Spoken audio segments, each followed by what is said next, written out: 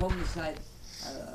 Masei accidentally, he took someone's life, so they set aside Sheish Ori Miklat, 6 cities of asylum, of refuge. The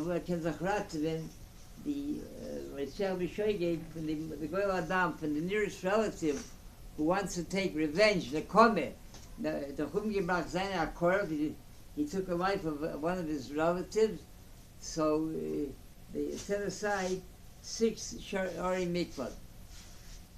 Where did they set them aside?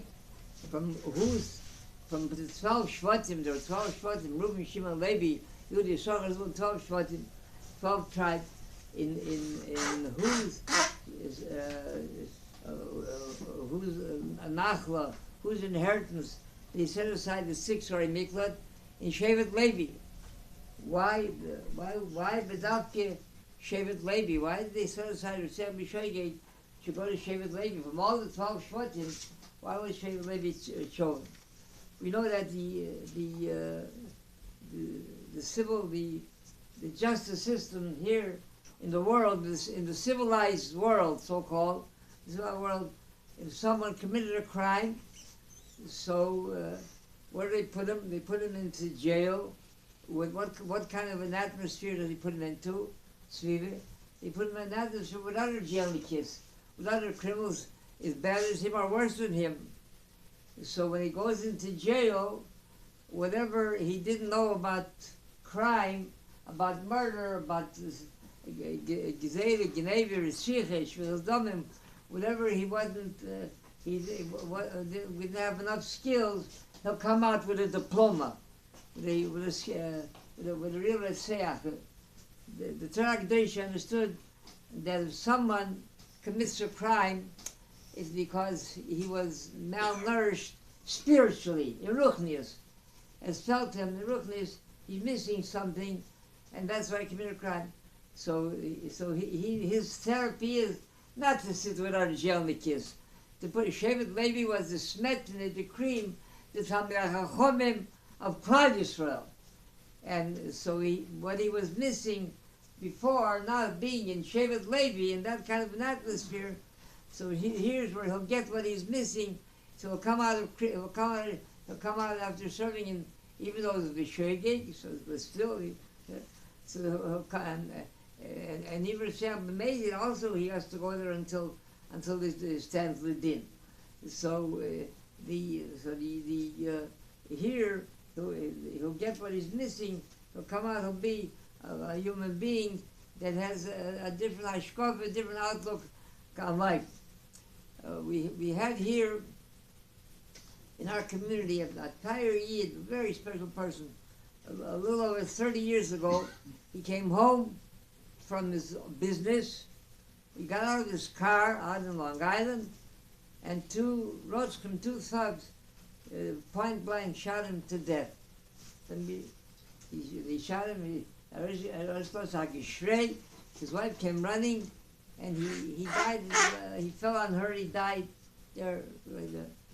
The crime was unsolved for almost 30 years. They found an abandoned van somewhere, and they found their cigarette butts in the van, some other things, and the forensic, the techniques, the techniques, it wasn't as developed as it is today, but they knew that they're continuously, they keep on advancing technology in the laboratories and forensic technology, so they preserved the cigarette butts. About a little over 3 years ago, from the way it became so advanced technology, they found from the cigarette butts, from the spit, they could test the DNA, and they found on record two shkotzim that had a record already.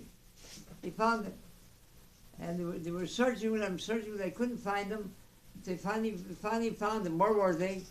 They were serving a sentence for something else. One was in the prison in Alcatraz, and one was in prison somewhere else. So, but they wanted more conclusive evidence than DNA. So we're coming to the point where the Torah had to understand what goes on in jail. So they decided they'll move them both together in the same cell, and being they haven't seen each other for so long, they'll probably start to talk shop with the good old days. So they put one in the cell. First they wired the cell. They put one in the cell, and then shortly after they put the other one. It didn't take long. And they started to talk about the old days, and they told how they committed that crime. So in other words, that's what a jail is all about. Whatever a seach is before he comes in, when he goes out, he's much, much worse. So the Torah understood that he has to be in a ruchnius, in a spiritual atmosphere. And that would be the therapy, not just in the jail, and whatever he is, it'll be even worse when he leaves. Chanani v'lakash oimer. That's how Kodesh Baruch Hu Zakes is Israel.